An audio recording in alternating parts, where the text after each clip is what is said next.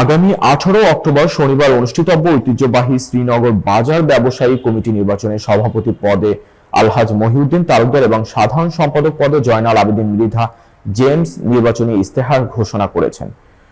মুন্সিগঞ্জ প্রতিনিধি লিসান আহমেদ জানান, বুধবার সকালে পৃথক স্থানে তারা আনুষ্ঠানিকভাবে নিজেদের ইস্তেহার প্রকাশ করেন।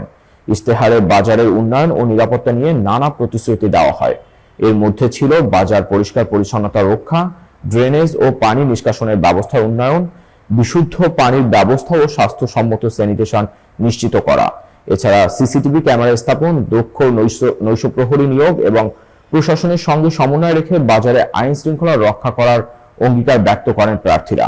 ইস্তেহার ঘোষণার পর প্রার্থীরা বাজারে গণসংযোগে অংশ নেন। সভাপতি প্রার্থী মহিউদ্দিন তালুকদার তার প্রতীক খেজুর গাছ মার্কা এবং সাধারণ সম্পাদক প্রার্থী জয়নাল আবেদীন মৃধা জেমস মোরগ মার্কায় সকল ব্যবসায়ীদের কাছে ভোট চান।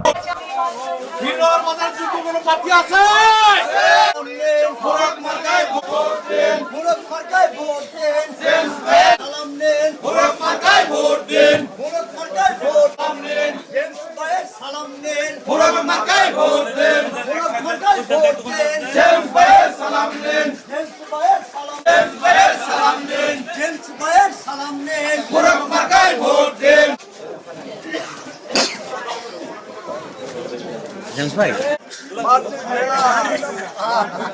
দোয়া করে দেন।